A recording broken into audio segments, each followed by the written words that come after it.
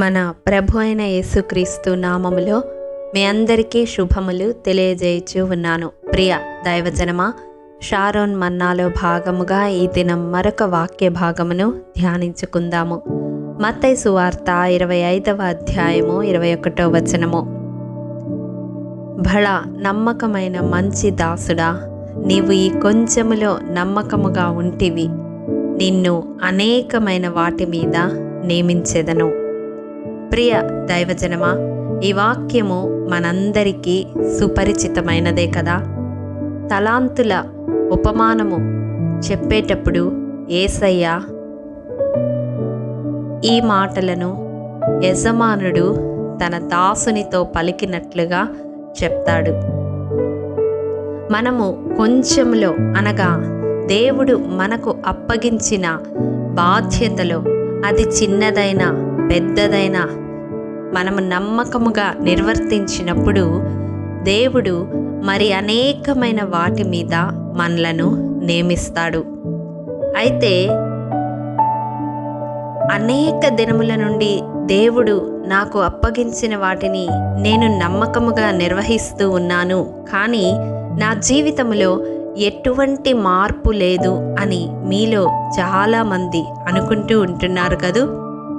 ప్రియ దైవజనమా, ఆనాడు ఇశ్రాయేలీయులు అమాలేకీయులతో యుద్ధము చేసే సందర్భంలో మోషే కొండ శిఖరము ఎక్కి తన చేతులు ఎత్తి ఉంచినప్పుడు ఇశ్రాయేలీయులు గెలిచారు.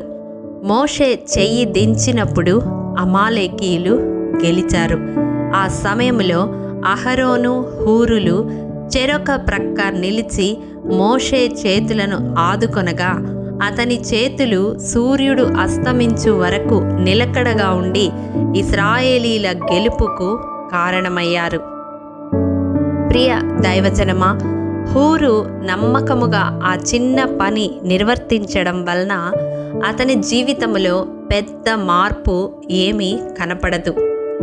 అహరోను జీవితమైతే ప్రధాన యాజకుడుగా అతడు నియమింపబడి అతని వంశమంతటికీ నిత్యమైన యాజక నిబంధన దేవుడు చేయడం మనం చూస్తాము. కానీ హూరు జీవితంలో అట్టి రీతిగా ఏ మార్పును మనము గమనించము. కానీ ఒకానొక దినాన హూరు మనవడైన బెసలేలును దేవుడు ఎన్నుకొని జ్ఞాన విద్యా వివేకములను సమస్తమైన పనుల నేర్పును కలుగునట్లు ఆత్మపూర్ణునిగా చేసి దేవుడు తన ప్రత్యక్ష గుడారపు నిర్మాణ బాధ్యతలన్నిటినీ ఆ బెసలేలుకు అప్పగిస్తాడు.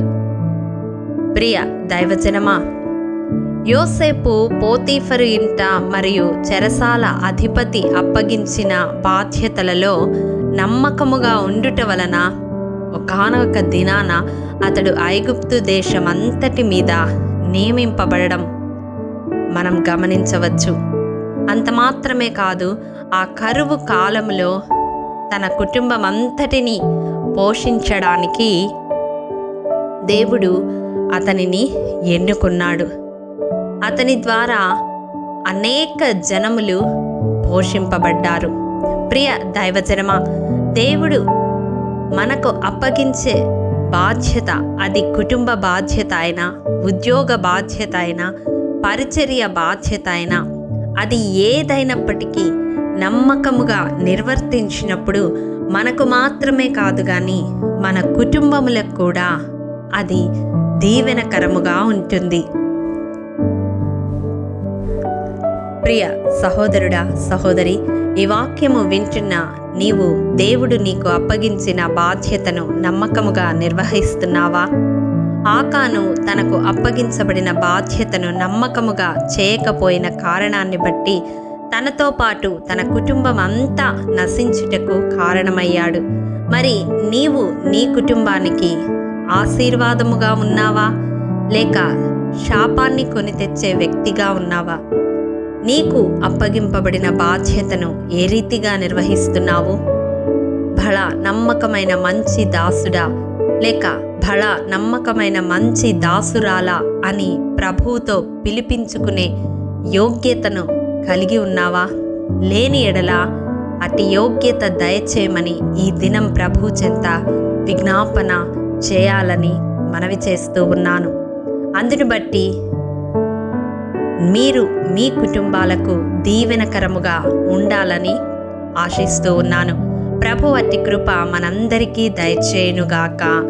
ఆమేన్. మహాఘనుడా, మహోన్నతుడా, నీ పరిశుద్ధ పాదములకు వందనములు, స్తుతులు, స్తోత్రములు దేవా. గడిచిన దినములన్నిటా నీ కృపలో భద్రపరచి ఈ రీతిగా నీ వాక్కులు ధ్యానించుకున్నట్టుకు ఈ శ్రేష్టమైన సమయాన్ని అనుగ్రహించినందుకు వందనములు దేవా. విత్తబడిన వాక్యమును ప్రతి హృదయములో నూరంతలుగా ఫలింపచేసి మీ కార్యము జరిగించమని వేడుకుంటున్నాను నాయనా.